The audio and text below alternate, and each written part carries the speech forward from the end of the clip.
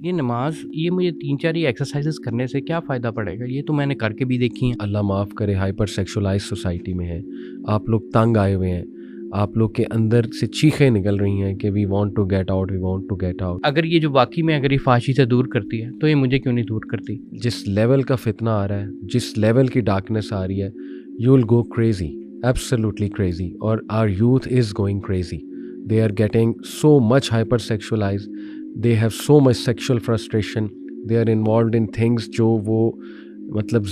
बेशक नमाज फुहश और बुरे कामों से बचाती है, सूरह अल बकरा की आया है। What do you think Hamas के आज के दौर में हाउ इम्पोर्टेंट इज़ दिस आया? ये बहुत इम्पॉर्टेंट आयत है इस सेंस में, क्योंकि ये एक एसेंस बताती है हमें कि आजकल का अगर जो फितना है उसको कॉम्बैट किस तरह करना है। और ये एक कॉम्प्रिहेंसिवली यानी एक आयत के अंदर जो है ना, उस चीज़ की जो method of destruction of the evils we are facing right now, specially फहाशी के, ठीक है ना, और बुराई जो कि फैलती चली जा रही है और जो हम देखते हैं डेली बेसिस पे, उसका तोड़, उसका कॉम्बैट मेथड जो है वो नमाज है। अल्लाह अकबर। और देखें कि सबसे बड़ा मसला यूथ का, जेन जी का, बिल्कुल यही है, फहाशी और पोर्नोग्राफी एडिक्शन, और जो कंटेंट है टिकटॉक का, और जिस तरह की बदनज़री होती है यूनिवर्सिटीज़ में, फिर जो लिबास आजकल हो गए हैं ऑपोजिट जेंडर के, तो ये सारी जो चीज़ें हैं, और अफेयर्स, फिर हराम रिलेशन, अल्लाह माफ़ करे, फिर तरह तरह के गुनाह, उसकी लत पड़ जाना, एडिक्शन हो जाना। तो व्हाट अ सलूशन, यानी इन्न सलात तन्हा अनिल फ़ाहशाई वल मुनकर, यानी अल्लाह सुब्हान तआला ने एज इफ के स्टेटमेंट, वो चैप्टर ही क्लोज कर दिया कि दिस इज़ इट, यही है सलूशन। नमाज के करीब आओ और देखो कि तुम्हारी नमाज तुम्हें फुहश और बुरे कामों से बचाती है। बिल्कुल ऐसे ही। अली भाई, आप ही ने एक दफ़ा मेंशन किया था कि एक बंदे ने आपसे पूछा कि व्हाट इज़ द, एक लफ्ज़ में बताएं कि what is the problem of the youth today, एक लफ्ज़ के अंदर। सही। तो लफ्ज़ पहले आपने सोच के, जो आपने कहा कि मैंने पहले जनरल सा जवाब दे दिया क्योंकि वो वक्ती तौर पर पूछा जा रहा था, लेकिन बाद में आपने ज़रा सोचा तो आपको एक लफ्ज़ में वो पूरी चीज़ कॉम्प्रिहेंसिवली निकली, और वो ये थी डिस्ट्रैक्शंस। सही। डिस्ट्रैक्शंस एक ऐसा लफ्ज़ है जिसके अंदर ये सारे जो मसले हैं ना, यूथ के मसले, वो कॉम्प्रिहेंसिवली कैप्चर होते हैं। बिल्कुल सही। मिसाल के तौर पर ये जो पोर्नोग्राफी है, ये जो सोशल मीडिया एडिक्शन है, ये जो फहाशी का देखना है, और यानी ये सारी चीज़ें किस तरह हो रही हैं कि एक जो बंदे का पर्पज़ है, जो रास्ता है, उससे वो डिस्ट्रैक्टेड हुआ हुआ है, इधर उधर की चीज़ों के अंदर बहुत ज़्यादा लगा हुआ है। yes. और इसका सोल्यूशन जो है, जो वन वर्ड सोल्यूशन है ना, वो सलाह है। अल्लाह अकबर, अल्लाह क्यों? अकबर। क्योंकि देखें, अगर आप देखें आपका फोकस मैनेजमेंट, सही, आपकी जो स्पिरिचुअल मैनेजमेंट, ठीक है, आपकी फहाशी से जो आपको बचाना, आपको बाकी यानी वो स्ट्रेंथ मिलना जिससे आप फहाशी से बच सकें। यानी अब अगर वन वर्ड एनालिसिस करें तो एक तरफ डिस्ट्रैक्शन है जो ईवल है यूथ के लिए, और उसका सोल्यूशन जो है वो सलाह है। Amazing, amazing. और देखिए, ये without ifs and buts accept करना होगा। अब इसमें बहुत से इफ्स एंड बट्स आ सकते हैं कि नहीं, देखें वो फलाना तो नमाज पढ़ता है लेकिन वो झूठ भी बोलता है, देखें नहीं वो फलाना नमाज पढ़ता है वो बिजनेस में फ्रॉड करता है, फलाना नमाज पढ़ता है लेकिन वो फिर भी गुनाह करता है। देखें भाई, फलाना अगर ये करता है तो आपने अपनी नमाज पढ़नी है, और आपने उस अंदाज में पढ़नी है जैसे नमाज पढ़नी चाहिए। आप उस अंदाज में पढ़ेंगे इंशाल्लाह, जिसको हम इस पॉडकास्ट में डिस्कस भी करेंगे, तो इंशाल्लाह अल्लाह सुब्हान तआला की ये बात हक है। इन्ना के यानी बेशक ये अफर्मेशन है अल्लाह सुब्हान तआला की वजह से, इन्ना सलाता, बेशक नमाज, यानी इसमें डाउट ही कोई नहीं है, फहाशी और बुरे कामों से बचाती है। मैंने कितने यूथ देखे हैं हमास के जो खुद आके उन्होंने बताया कि अली भाई, हमने अपनी नमाज को ठीक करना शुरू किया, मस्जिद में जाकर वो एनर्जी लेना शुरू की, वो स्पिरिचुअलिटी जो एक मस्जिद की है, वहाँ मुसल्ले पर बैठना शुरू किया, नमाज से थोड़ा सा पहले जाना शुरू किया, स्पेशली फजर। जिसने अपनी फजर हमास ठीक की है ना, ये तो आप खुद भी एक्नॉलेज करेंगे, अच्छा, जितनी पावरफुल फजर है। अल्लाह अकबर, अल्लाह अकबर। अच्छा, अब यहाँ पर सबसे पहले ऑब्वियसली जो फर्स्ट क्वेश्चन ये आता है, यही जो आपने सारे डाउट्स लिस्ट किए हैं कि यार देख, ये नमाज मतलब यानी ये मुझे 3-4 ये एक्सरसाइजेस करने से क्या फ़ायदा पड़ेगा, ये तो मैंने करके भी देखी हैं, मुझे तो कभी इस तरह का फ़ायदा नहीं महसूस हुआ। और हम भी, मैं ऑनेस्टली मैं कोई ये नहीं कहना चाह रहा कि फॉर एग्जांपल कि ये कोई अनहोनी बात है। हम भी जब यंगस्टर थे, ये थे, और जब हम नमाज़ें पढ़ते थे और जिस तरह की नमाज़ पढ़ते थे, जैसे भी पढ़ते थे, जिस तरह पेरेंट्स ने हमें भेज दिया वगैरह, लेकिन उसके अंदर जो है ना हमें एटलीस्ट ये चीज़ें नहीं फील होती थी जो हमने अभी शुरू में समराइज़ किया, इट डिडंट रियली फेल्ट। यानी इस तरह की हम ये नहीं है कि उनके लिए हम कोई अनहोनी बात करें, हम बताते हैं कि ये डी क्लटर किस तरह करना है बंदे को, कि फॉर एग्जाम्पल अगर ये जो वाकई में अगर ये फाशी से दूर करती है तो ये मुझे क्यों नहीं दूर करती। बिल्कुल ठीक। इससे पहले ये है कि ये लोगों को समझना चाहिए कि नमाज है क्या, सही, और फिर अंदर इसके ये क्यों आपको फ़र्क नहीं दे रही, why is it not affecting you the way it is claimed in the Quran. Very good, यही बात हम इंशाल्लाह डिस्कस करेंगे। मैंने जैसे बताया, कई नौजवानों ने खुद बताया कि हमने वो फ़वाइद उठाना शुरू किए जो हदीस में है नमाज के, और उन पे पॉन्डर किया और अपना दिल दिया, we gave our hearts to नमाज, टू सलाह, और हम वो फोकस लेकर आए और मस्जिद में गए, वो फ़वाइद उठाए, वहाँ पर बैठे, नमाज सलाम फेरने के बाद उसी जगह कुरान की रेसिटेशन की, तो अमेजिंग रिजल्ट्स, मतलब दे अचीव्ड अमेजिंग रिजल्ट्स। अच्छा, कुछ सिनेरियोज, इनमें से कुछ सिनेरियो से हो सकता है मैं और आप भी रिलेट करें। पास्ट में हम नमाज, एक टाइम था नमाज नहीं इतनी हम पढ़ते थे रेगुलरिटी से, ऐसा नहीं था कि पढ़ते ही नहीं थे। अल्हम्दुलिल्लाह पेरेंट्स की तरफ से था, वालिदा की तरफ से स्पेशली हमेशा से रियलाइजेशन कि पढ़ो पढ़ो पढ़ो। मेरा तो वक्त भी माशाल्लाह बचपन में मेरे घर के बिल्कुल सामने मस्जिद थी, बिल्कुल सामने, फैसलाबाद की मैं बात कर रहा हूँ, तो वो भी एक बड़ा एज था। बहरहाल अक्सर ऐसे भी होता था, हम क्रिकेट खेल रहे होते, जब मैं 7-8 क्लास में था, गली में मगरिब की नमाज होती थी, हम क्रिकेट खेलते रहते थे। अक्सर ऐसे हुआ, अल्लाह माफ़ करे, बुजुर्ग गुजरते हुए घूरियाँ मारते थे, कुछ डांट भी देते थे, कुछ बात भी करते थे, हम कहते थे नहीं नहीं अंकल अभी आए, वही जैसे आजकल। बिल्कुल टिपिकल आपने स्टोरी बताई है। ये मैं ना रहता था अल्लामा इकबाल मेडिकल कॉलेज की कॉलोनी है वहाँ पर ना, तो यानी जना हॉस्पिटल के साथ, तो वहाँ पर भी ना ग्राउंड और मस्जिद और ये सारा सिनेरियो वही है।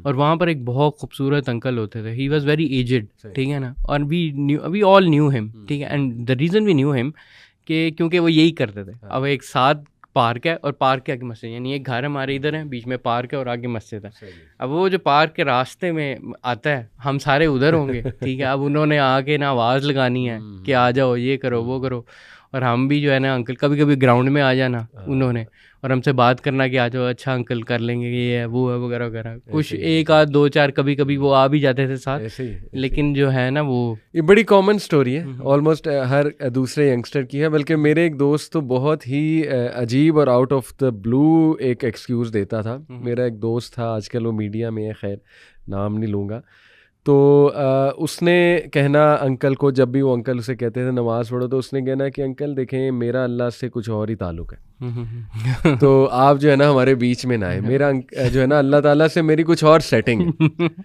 तो बहरहाल क्या सेटिंग होती थी वल्लाहु आलम, और आजकल भी कुछ लोग कहते नहीं मेरी अल्लाह से एक स्पेशल सेटिंग है, तो कौन सी सेटिंग है भाई हमें भी बता दें, जो सहाबा को नहीं मिली, जो प्रॉफेट देखें नबी पक्के नमाजी, सहाबा पक्के नमाजी, हमारे इस्लाफ पक्के नमाजी, तो ये कौन सी सेटिंग है जो उन्हें मिल गई बाकियों को नहीं मिली। एनीवे कुछ सिनेरियोज आपके सामने रखता हूँ।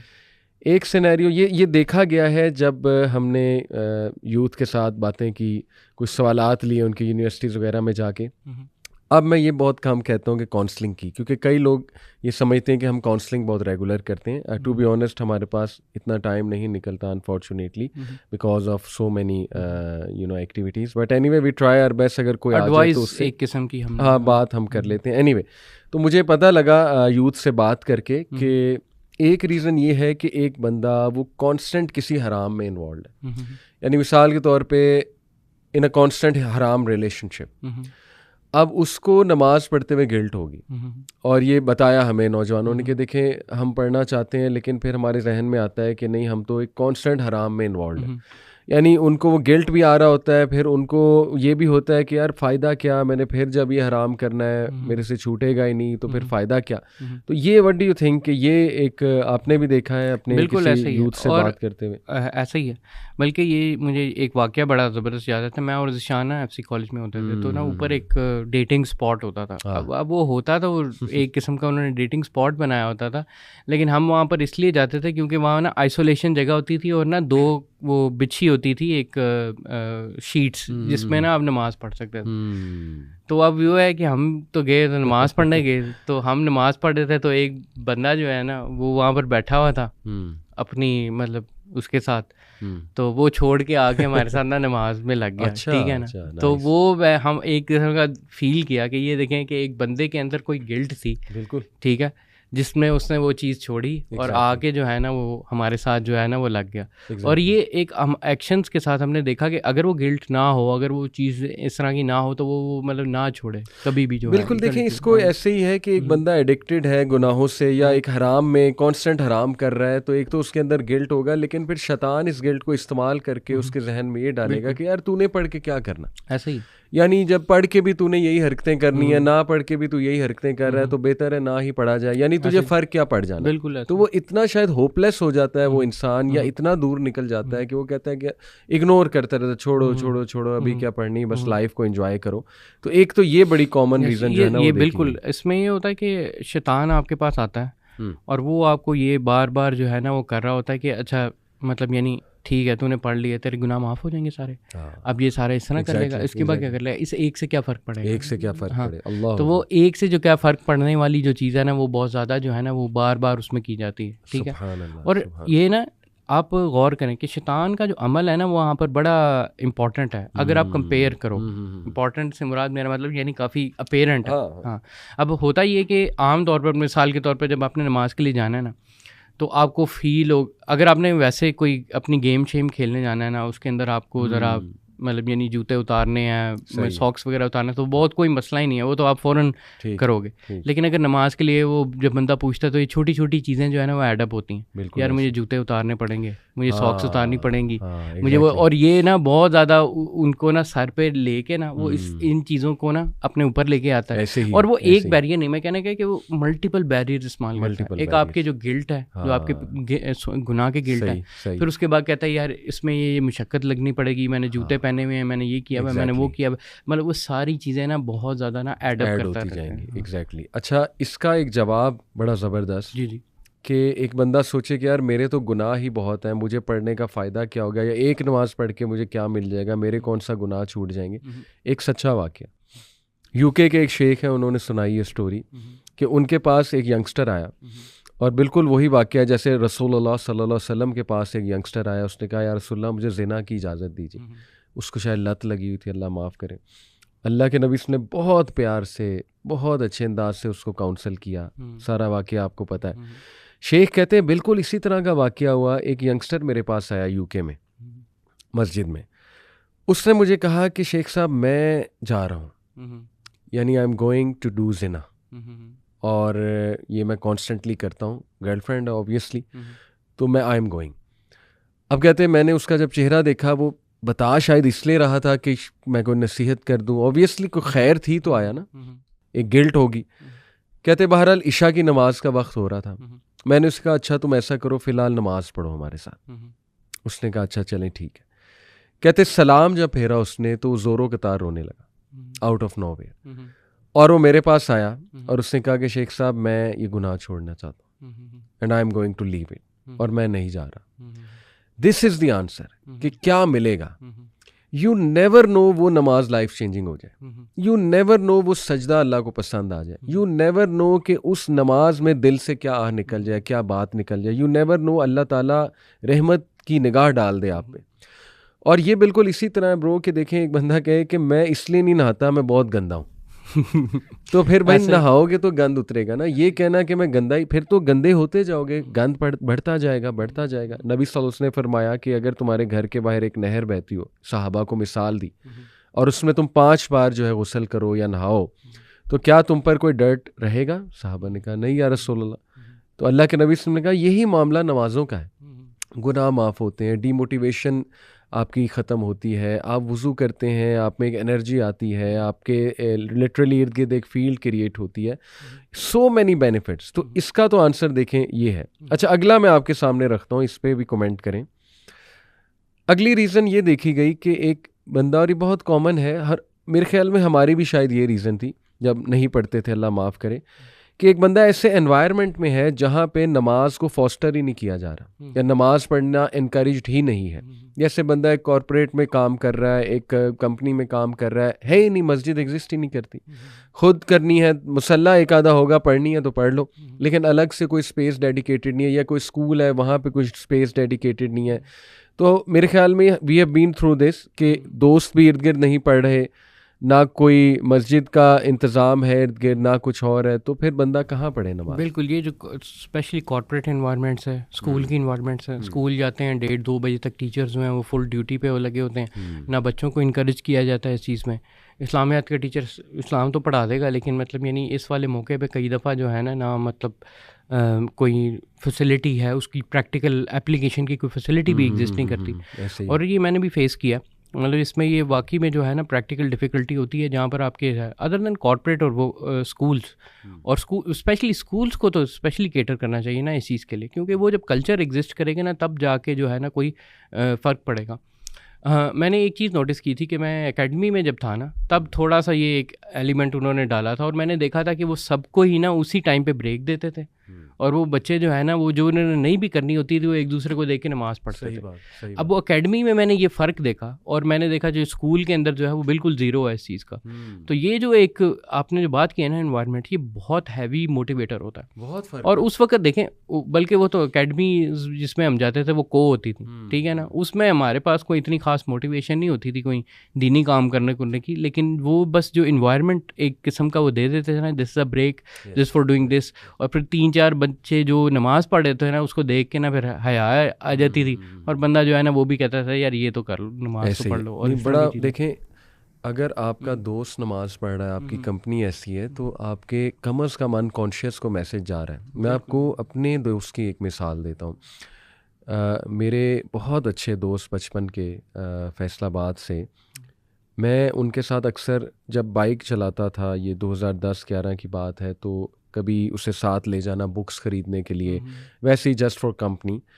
तो रास्ते में असर का टाइम हो गया, मगरिब का टाइम हो गया, बाइक रोकी मस्जिद के सामने, और मैं नमाज के लिए जाता था और उसे कहता था आ जाओ, तो वो नहीं आता था, स्ट्रेट नो। और ये ख़ास लेवल का ढीठपन होता है कि आप मस्जिद के बाहर खड़े हैं और नमाज हो रही है और आप बाहर खड़े हैं, आप कहते हैं नहीं पढ़नी तो भाई नहीं पढ़नी। ये तो फिर बहुत मैसिव लेवल का ढीठपन। एनीवे, उस टाइम तो मुझे होता था ये होपलेस केस है, आता था कभी कभी दिल में और थोड़ा गुस्सा भी चढ़ता था, लेकिन एनीवे हिकमत दिखाई, अल्हम्दुलिल्लाह दुआ भी की उसके लिए। आज ईयर्स डाउन द लाइन माशाल्लाह वो नमाज पढ़ता है, इनफैक्ट दाढ़ी है उसकी, दाढ़ी भी रख ली, नमाज भी पढ़ता है माशाल्लाह।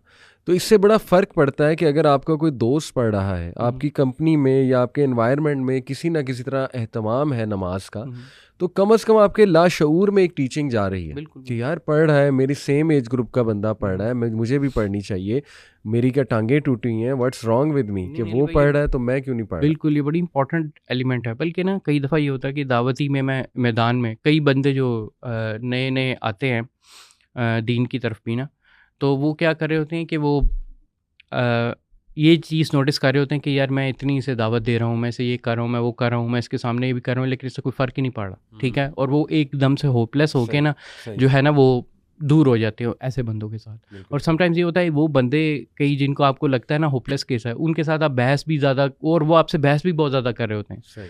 वो जो बहस कर रहे होते हैं ना, मैं अंदर उनकी साइकोलॉजी ये समझाना चाहता हूँ आपको कि वो अंदर से एक्चुअली में टर्मोइल के अंदर होते हैं। वो जो बंदा आपके साथ बहस कर रहा है ना इस क्वेश्चन में कि जैसे इसका कोई फ़ायदा नहीं है, इसका ये नहीं, वो एक इंटरनल टर्मोइल में ज़रूर है, और वो चाह रहा है कुछ ना कुछ अपना सोल्यूशन चाह रहा है, अपने इंटरनल का ना वो सोल्यूशन बंदा चाह रहा है। बहस करना उसका एक डिफेंस, बिल्कुल उसका एक डिफेंस मैकेनिज्म है। और समटाइम्स ये होता है कि वो जब अकेला होगा ना अपने साथ, तो वो ये चीज़ें थॉट्स और रिफ्लेक्शन उसका हिस्सा बनती हैं, ये कभी नहीं जाती। और सेम केस जो हम कई दफ़ा समझते हैं कि यार मैं इतनी दफ़ा उससे कहा है कि नमाज़ पढ़ने की तरह, अब मैं ज़रा वो डोंट डू दैट। बस उनके सामने अगर आप एक्शन करते जाओ, डोंट स्टॉप, बिल्कुल ठीक है ना। और उनके बारे में ना डिसहार्ट नहीं होना, ठीक है, चले नहीं आता कोई मसला नहीं, वैसे अपना दिल बढ़ा रखें, तो आप खुद ही देखेंगे, विटनेस करेंगे ईयर्स डाउन द लाइन वो बंदा मोस्ट ऑफ द केसेस, यानी मेरी लाइफ हमें 2010-11 में एटलीस्ट मेरी जर्नी तब से स्टार्ट हुई थी 2009-2010 से।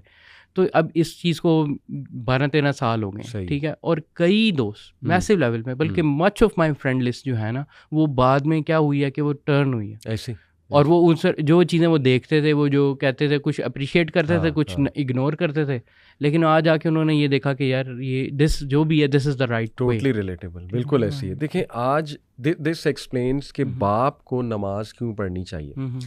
कई घरानों में वाइफ्स पीछे पड़ी होती हैं, जो माएँ हैं वो पीछे पड़ी होती हैं अपने बच्चों के नमाज पढ़ो, लेकिन बेटा किसको देख रहा है? बाप को।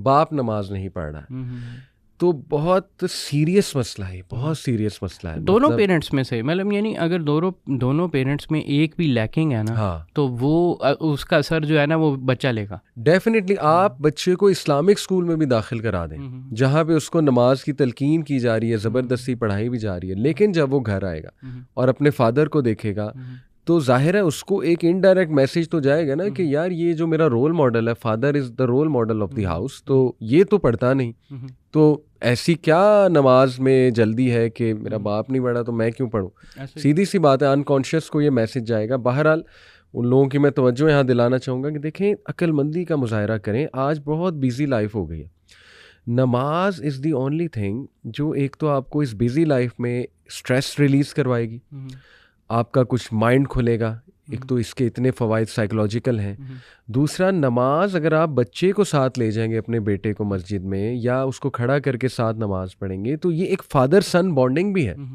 फादर चिल्ड्रन बॉन्डिंग का मौका भी नमाज में है आपके पास। इतनी कीमती चीज़ को कैसे बंदा इग्नोर कर सकता है? अच्छा, next one, this is the best one, कि मेरा दिल नहीं करता। ये सवाल सबसे कॉमन आता है जब मैं नमाज की तलकीन करता हूँ, हर एंगल से यूथ को समझाता हूँ, यूनिवर्सिटी टॉक्स में जाकर कैलकुलेशन करके दिखाता हूँ कि 1440 मिनट हैं दिन में, तो देखो पर नमाज 15 मिनट लग जाएंगे, 10 मिनट लग जाएंगे, 50 से 60 मिनट की कमिटमेंट है दिन की, या 50 से चलो 75 मिनट, 5 टाइम्स 16, 1440 का 50 या 75 क्या है? 5%, 4%, दैट्स इट। तो 4% भी अगर तुम अल्लाह को नहीं दे सकते, एक फ़र्ज़ काम नहीं कर सकते, तो फिर what is the purpose of life? फिर हमारा जीने का फ़ायदा। लेकिन वो काउंटर आता है, वो इफ्स और बट्स बहुत है ना, काउंटर आता है कि नहीं देखें दिल नहीं करता, जब दिल करेगा तब पढ़ेंगे। तो इसमें आपने भी देखा होगा बहुत कॉमन आर्गूमेंट है, और शायद आपने भी कभी ये आर्गूमेंट बिल्कुल हम दिया हो। हम खुद भी इस तरह के आर्गूमेंट्स देते थे, बल्कि फिर आप काउंटर आर्गूमेंट भी देते हैं, ठीक है, आपने कहा पढ़ने का दिल करता है तो यानी अगर बच्चा है तो उसको काउंटर कहते हैं सर नमाज का दिल नहीं करता, पढ़ने का दिल करता है, सही कहता है नहीं तो फिर क्यों पढ़ते हैं? स्कूल जाने का दिल करता है, ठीक है ना, खाने मतलब ये नहीं, इस तरह ना जो कई चीज़ों समझ गए, तो we do a lot of things in daily life जो कि जो है वो दिल नहीं करता, लेकिन जो है वो दिल नहीं करता, लेकिन उसके बावजूद करनी चाहिए। और देखें कई दफ़ा ये होता है कि हमें लॉन्ग टर्म किसी चीज़ के बेनिफिट नहीं समझ आते, और बच्चों को ये समझाना जो है ना वो इतना आसान नहीं है। और इसके लिए ना एक बड़ी इंपॉर्टेंट एक्सरसाइज जो है ना, वो बच्चों को ना नमाज का जो पर्पस है, मकसद है ना, इसको वो बार बार बताना कि वो क्या होता है, ठीक है। अल्लाह ताला से गुफ्तगू जो है वो गुफ्तगू बहुत इंपॉर्टेंट चीज़ है, यानी इसके अंदर ऐसे एलिमेंट्स हैं नमाज के अंदर जो ना हमारे सामने एज अ यंग टीनेजर्स हमारे जहन में बिल्कुल भी नहीं थे। सही कि हम क्या कर सकते हैं नमाज के अंदर, बिल्कुल सही। हमारे जहन में एक रटे रटाए अल्फाज हैं और फिर उसके साथ एक्सरसाइज है। तो ये चीज़ को तोड़ना जो है ना, मैं समझता हूँ कि इसको अर्ली एज के अंदर ना इन आइडियाज़ को, इन एलिमेंट्स को रिमूव करना बहुत इंपॉर्टेंट बात है, स्पेशली दावत के अंदर। बिल्कुल ऐसी है। और ये जो आपने मिसाल दी, कई चीज़ें हम दुनिया में करते हैं, ज़िंदगी में करते हैं, जिनका दिल नहीं कर रहा होता, लेकिन you just have to do it. इसमें मैंने एक नौजवान अभी पिछले ही दिनों मुझे मस्जिद में मिला, और बड़ा अच्छा नौजवान था माशाल्लाह, बड़ी खैर थी उसमें, और बड़ा अच्छा उसने सवाल पूछा कि अली भाई मैं नमाज़ पढ़ना चाहता हूँ, लेकिन बीच में इनकन्सिस्टेंसी आ जाती है, कुछ दिन मस्जिद आता हूँ, फिर घर पढ़ना शुरू कर देता हूँ, फिर छूट ही जाती है, एक दो पढ़ लेता हूँ, उनका भी दिल नहीं कर रहा होता, तो क्या करूँ? देखिए मैंने उससे कहा यार टू बी ऑनेस्ट कोई मैजिक पिल नहीं है, कोई मैजिकल फार्मूला नहीं है कि मैं तुम्हें कहूँ ये कर लो तो नमाजें तुम्हारी पक्की हो जाएंगी।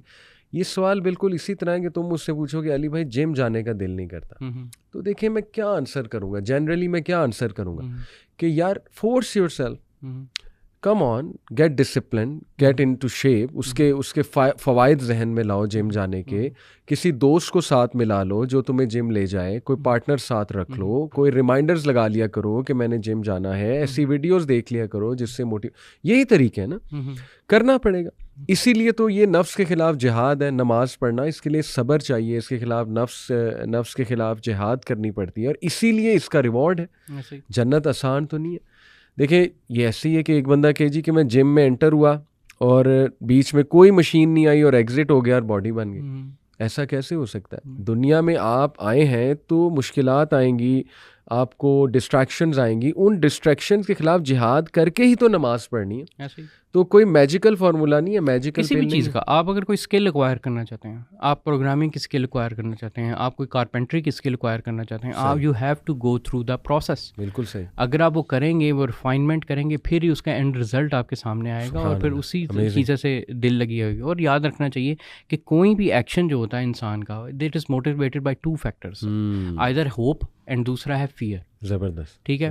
अगर एक चीज़ आपको होप दिलानी चाहिए तो समटाइम्स चले होप हमारा मोटिवेटर नहीं बनती, स्पेशली उन लोगों के लिए जिनके लिए वो फॉर एग्जांपल हमेशा कोई ना कोई पॉजिटिव चीज़ ढूंढ रहे होते हैं कि भाई ये पॉजिटिव है, नहीं, उसको फिर हमें नेगेटिव मोटिवेशन भी देनी चाहिए और उसमें ये बताना चाहिए कि भाई नहीं करोगे तो ये होगा आपके साथ। ठीक है। और एटलीस्ट मैं अपना बताता हूँ, मेरी स्टोरी कुछ इस तरह थी कि मेरे लिए पॉजिटिव मोटिवेटर मेनली चंद चीज़ें थी शुरू में। ठीक है। हम वैसे ही अम्मी अबू के कहने पे नमाज़ पढ़ लेते थे। मैं मगरिब की नमाज़ पढ़ लेता था। मगरिब की नमाज़ इसमें ना बड़ी अजीब सी साइकोलॉजी मेरे सबसे आसानी से वो पढ़ी जाती थी, क्योंकि ना एक चीज़ होती है जिसे कहते हैं मिडनाइट डिप्रेशन, एक किस्म की ना, मिडनाइट तो नहीं सॉरी, मतलब यानी मगरिब के वक्त ना जो ग्लूमी सा मौसम हो जाता है, वो ज़ाहिर हो जाता है ना, तो वो काफ़ी ना मेरे लिए एक थोड़ा सा वो था, तो उस मेलनकॉली वाला टाइम, मैं उस मेलनकॉली को दूर करने के लिए ना, वो मेरी मगरिब की नमाज सबसे रेगुलर नमाज जो मेरी ज़िंदगी में रही है ना, वो मगरिब की रही है। सेम, और मगरिब में ज़रूर पढ़ लेता हूं। तो मगरिब के अलावा ना मैं बाकी नहीं, क्योंकि मुझे वो मेलनकॉली का जो रिमूवल है ना, वो एक किस्म का वो मुझे वहाँ मिलता था। तो मेरे लिए एक ये चीज़ होती थी। ठीक है। मैंने देखा कि मैं एक नेगेटिव चीज़ को जो है ना वो एक किस्म का दूर कर रहा हूँ, और समटाइम्स मेरा फोकस होता नहीं होता, वो ये चीज़ वो लहदा की वो बात की बात थी। फिर हुआ ये कि इवेंचुअली ना मैं फेस हुआ इस इंफॉर्मेशन के साथ कि अगर आपने नमाज़ छोड़ी तो मतलब यानी उसके कॉन्सिक्वेंसेस काफ़ी बुरे हैं। तो अभी हम आते हैं उस पर डिटेल में इंशाल्लाह डिस्कस करेंगे। लेकिन वो जब मैंने वो चीज़ को लिया ना अपने लिए कि अच्छा यार मैं तो मुसलमान हूँ, ठीक है ना, मुसलमान के लिए मिनिमम रिक्वायरमेंट जो है ना वो एटलीस्ट ये नमाज है। ठीक है। तो वो जो मिनिमम रिक्वायरमेंट्स वाली मैंने अपने जहन में थिंकिंग लेके आया, और फिर जो है ना वो मैंने नमाज का जो है ना वो एक्ट करना शुरू किया एज आ मतलब यानी वो कॉन्सिक्वेंशली। ठीक है। और जब मैं उस चीज़ को उस माइंडसेट में लेके आया ना, फिर मुझे एक मोटिवेशन मिली बाकी नमाज़ों के लिए भी, और अल्हम्दुलिल्लाह। और मुझे टोटल ना समटाइम्स लोग कहते हैं कि ये बहुत तेज़ी से हो जाता है, ऐसा नहीं हुआ था कि मुझे पूरा साल लगा था, मतलब यानी ऑल द वे फ्रॉम इशा टू फजर को अपना जमात के साथ बाद जमात नमाज को रेगुलर बनने के लिए आई टुक ए ईयर। अच्छा। हाँ, इस तरह करके। लेकिन मैं ये कर रहा, और मेरी कोशिश ये थी कि बाद जमात नमाज, यानी मेरा गोल ये था। लेकिन अगर वैसे जो नमाज़ें थी वो मैंने पहले पॉलिश कर चुका था, वो जल्दी पॉलिश हो गई थी 5 वक्त की जो है। लेकिन उसको जमात के साथ करना ना, उसको मुझे इट टुक एन ईयर। और स्पेशली जो लास्ट नमाज थी ना वो फजर की थी, जो कि मेरी जमात के साथ जो है वो बिल्कुल अलाइन हुई। लेकिन ये प्रैक्टिस के साथ की थी। लेकिन ये सारी जो चीज़ थी ना, इसमें ये 2-3 मोटिवेशन इन्वॉल्व। देखें, आपने एक जुमला कहा कि जो चीज़ आप रेगुलर करोगे, मास्टर करोगे, उसमें दिल लगी आ जाएगी। This is it. अगर यूथ इसको समझ ले, और समझती है, टू बी ऑनेस्ट, दुनिया के हर काम में वो समझते हैं ये चीज़। नमाज की जब बात आती है तो बस वो एक शैतान भी पीछे लगा हुआ है, वो भी वसवसा डालता है और इफ्स और बट्स बहुत आ जाते हैं। लेकिन दुनियावी तौर पे आपको बिल्कुल पता है, आपको पता है, आप जिम जाते जाओगे, जिम को मास्टर करोगे, सही एंगल से एक्सरसाइज करोगे, आपके मसल्स को फ़ायदा होगा। आपके मसल्स तब तक नहीं बनेंगे जब तक माइंड मसल का कनेक्शन नहीं है। मैं जिम अक्सर जब जाता हूँ तो एक भाई को मैंने देखा, और माशाल्लाह he is a lovely brother. Allah ताला उसको मज़ीद तक़वियत भी दे एक्सरसाइज करने में भी और इंशाल्लाह नमाज़ पढ़ने में भी। बट एनीवे, आई सॉ कि he was doing biceps exercise with such खुशू खुजू कि मैं एकदम से ना मतलब उसको देखकर वो क्या कहना चाहिए, एक डीप थॉट में चला गया कि सुभान अल्लाह। और मैंने माशाल्लाह भी कहा कि कितने फोकस से ये बाइसेप एक्सरसाइज कर रहा है।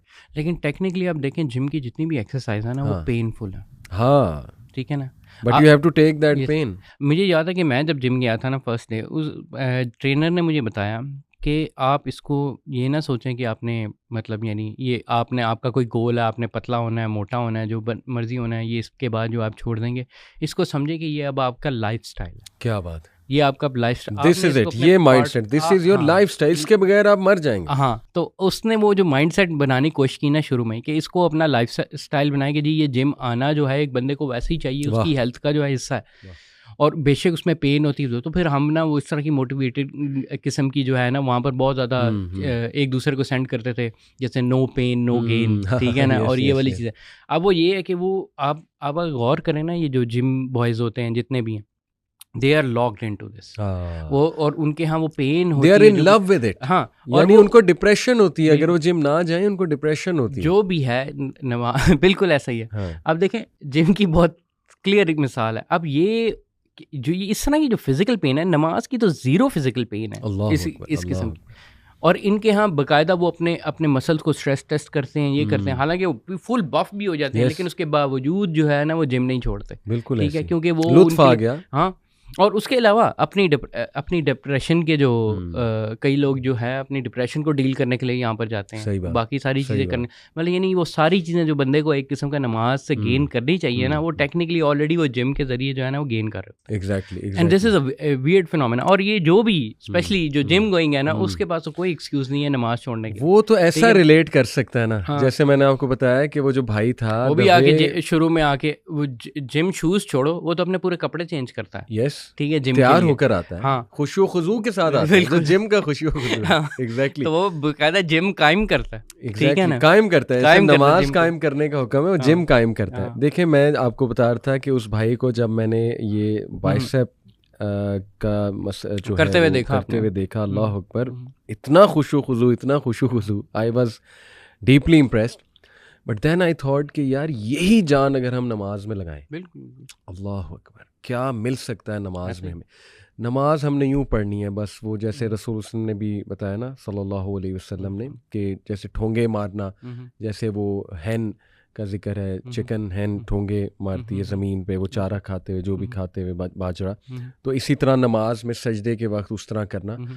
तो देखिए उसमें जान क्यों नहीं है, उसमें खुशू खुजू क्यों नहीं ला रहे, जबकि पता है कि उसका रिजल्ट बहुत अमेजिंग है उसका, बल्कि इससे ज़्यादा थेरेप्यूटिक, ज़्यादा क्या मतलब मुकाबला ही कोई नहीं। जिम वर्सेस सलाह जो आप नमाज से ले सकते हैं। Anyway gym is highly encouraged, अच्छी बात है, एक्सरसाइज करनी चाहिए। तो देखें ये जो आपका एक जुमला है ना कि जो चीज़ आप कॉन्स्टेंटली करते हैं उसमें दिल लग जाती है। शुरू में मुश्किल होगी, हैबिट बनाने में टाइम लगता है। एक स्कॉलर ने एक जुमले में बहुत खूबसूरत बात कर दी, बल्कि इस चैप्टर को ही क्लोज कर दिया जो हम डिस्कशन कर रहे हैं। ही सेड कि तुम 30 से 40 दिन नमाज को पकड़ लो और उसके बाद नमाज तुम्हें पकड़ लेगी। यानी तुम 30 से 40 दिन नमाज ना छोड़ो और फिर नमाज तुम्हें नहीं छोड़ेगी। तो ये माइंड साइंसेस है, ये बाकायदा एक साइंटिफिक बात की उन्होंने, साइकोलॉजिकल कॉन्सेप्ट्स के थ्रू बात की। तो देखिए कोई जादुई फार्मूला नहीं है कि मेरा दिल नहीं करता। भाई दिल ऑफ कोर्स इसलिए नहीं करता, तुमने नमाज एक्सपीरियंस ही नहीं की। नमाज एक्सपीरियंस तो करो, फजर पे उठे ही नहीं कभी, तो दिल ना करना ये तो एक अजीब बात है ना, कि जिस बंदे ने एक्सपीरियंस ही नहीं किया तो वो ये कहे कि जी मेरा दिल ही नहीं करता। जैसे एक बंदे ने एक स्पोर्ट्स ही नहीं खेली और वो स्पोर्ट्स के बारे में कहे मेरा दिल ही नहीं करता उस स्पोर्ट्स करने का। करोगे तो दिल लगेगा ना, जैसे आपने कहा कि कॉन्स्टेंटली करोगे तो दिल लगेगी। तो ये तो चलें इसका आंसर हो गया, बहुत अच्छा आपने ये बताया। नेक्स्ट एक और बड़ा इंटरेस्टिंग आर्गूमेंट आता है, वो ये आता है कि मेरे कपड़े नहीं साफ। और ये यंगस्टर्स का सबसे बड़ा आर्गूमेंट होता है कि नहीं अभी मेरे कपड़े नहीं साफ है। कितनी बड़ी मिसकॉन्सेप्शन है। कपड़े नहीं साफ से आपकी क्या मुराद है, यानी कौन सी ऐसी गिलाजत लगी है कपड़ों में, अल्लाह माफ़ करे। कई लोगों को इस चीज़ का अंदाज़ा नहीं है कि, और मेरे ख्याल से सही तरीके से ट्रेनिंग भी नहीं हुई किसी बच्चों की ना, कि फॉर एग्जाम्पल अपनी सफाई किस तरह की जाती है, इस्लामिक सफाई किस तरह की जाती है। ठीक है, अगर कपड़े नहीं साफ़ होते तो कपड़े का मतलब ये होता है कि वो जो पोर्शन, जो सिर्फ जो गंदे वाला पोर्शन है, आपने बस उसको रिंस करना होता है और उसके ऊपर से गंदगी रिमूव करनी होती है, and that's it, it is prayable. और गंदगी को हम यहाँ डिफाइन भी करते हैं, मिसाल के तौर पे पेशाब की छींटें हैं, सबसे ज़्यादा गंदगी तो यही हो सकती है ना, या चलो इससे भी नेक्स्ट लेवल, ऑल्दो मेरा नहीं ख्याल इस लेवल पे कोई गंदा रहना चाहता है कि एहतलाम हुआ है और वही वाली चीज़ आपने पहनी हुई है और उसको लेके वो स्पोर्ट्स कर रहा है, या तो कोई बहुत ही हाई लेवल का गंदा रहना चाहता है तो अल्लाह माफ़ करे, हो सकता है ऐसा भी हो। लेकिन देखो इस तरह की भी गंदगी है तो उसको पानी से खुरच के इस तरह से साफ़ किया जा सकता है और नमाज पढ़ी जा सकती है। सहाबा क्या लिबास थे उनके, ये असहाबुस सुफ़ा जो थे क्या लिबास थे उनके, एक चादर धोती की तरह और ऊपर एक चादर, दैट्स इट। और मिट्टी में लेटते थे, मिट्टी में बैठते थे, इवन कीचड़ लग जाती थी अक्सर, तो क्या मतलब है, वो ये कहते थे हमारे कपड़े नहीं ठीक, भाई आप साफ करो, आप नमाज पढ़ो, जिसने पढ़नी है वो पढ़ लेगा। तो ये भी एक बहुत ही अजीब आर्गूमेंट है। वो ये जो आपने शुरू में बड़ी ज़बरदस्त बात की थी, देखें कि ये कंपाउंड इफेक्ट जब होता है ना, one argument leads to the other, then another. शुरू यहाँ से होता है कि यार आई एम टू डर्टी, मैंने नमाज पढ़ के क्या करना, मेरी तो लाइफ ही बहुत गंदी है। फिर ये आ सकता है कि नहीं यार बूढ़े होके पढ़ेंगे, अभी क्या फ़ायदा, जवानी में कौन नमाज पढ़ता है, देखी जाएगी। फिर ये भी आ सकता है कि यार मेरा अल्लाह से एक स्पेशल ताल्लुक है, तो मेरे और अल्लाह के दरमियान में ना हो। फिर ये भी आ सकता है ना कि यार कोई भी नहीं पढ़ता तो मैं क्यों पढ़ूँ, और so on and so fourth, कपड़े नहीं ठीक या दिल नहीं करता। इसी तरह एक और आर्गूमेंट आता है कि जैसे मैंने किसी को कहा यार नमाज पढ़ो, जैसे मेरा एक दोस्त है, मैंने उसे कहा यार नमाज पढ़ा करो। जैसे यूनिवर्सिटी में कई लोग हमें कहते हैं कि सर मेरा दोस्त है, मैं उसे बहुत कहता हूँ या कहती हूँ हॉस्टल में कि नमाज पढ़ो, उठो, नमाज का वक्त हो गया है, तो वो आगे से ये कहते हैं या कहती हैं कि देखो अब तो मैं बिल्कुल नहीं पढ़नी, पहले तो शायद मैं पढ़ लेती, अब मैंने इसलिए बिल्कुल नहीं पढ़नी क्योंकि अब मैं तुम्हारे लिए पढ़ूंगा। ये भी नेक्स्ट लेवल। देखे शैतान जो है वो कहाँ से पकड़ता है, मैं अपनी नीयत नहीं खराब करना चाहता, मैंने नीयत नहीं खराब करनी। हज़रत अली जो है ना उन्होंने उसको मारना छोड़ दिया, उस बंदे को, अब तुम आ गए हो मेरे दरमियान में, मेरा ग्रज आ गया।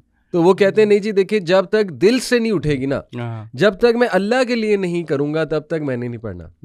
अल्लाह के बंदो, और शैतान आपको घेरता रहेगा, ठीक है ना, और आप जो है कभी भी अल्लाह के आगे खड़े नहीं होगे, यहाँ तक कि आपकी कब्र तक आप पहुँच जाओ।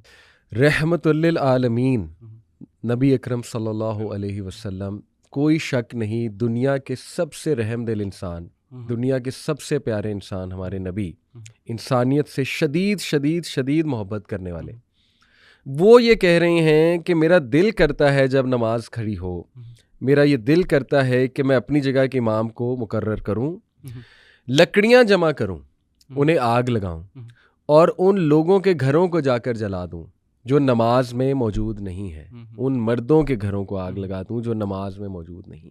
अब इसके बारे में आप क्या कहेंगे? नाउज़ बिल्लाह, आप ये कहेंगे कि नहीं, नबी सल्लम जब किसी सहाबी को जाकर कहते होंगे कि आपने नमाज क्यों नहीं पढ़ी, सहाबी नहीं, किसी आम बेडविन को जाकर, सहाबा तो माशाल्लाह वर वेरी रेगुलर, किसी आम बेडविन को जाकर कहें कि आप नमाज में मौजूद नहीं, नमाज में आया करो, तो आगे से ये कहेगा कि अब मुझे नबी सल्लम ने कह दिया, अब तो मुझे नहीं आना, पहले तो मैं अपनी नीयत से आ रहा था, अब तो नहीं आऊँगा।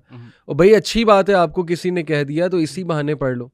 तो ये भी देखे कितना बड़ा, अल्लाह माफ़ करे, बस देखें। और जो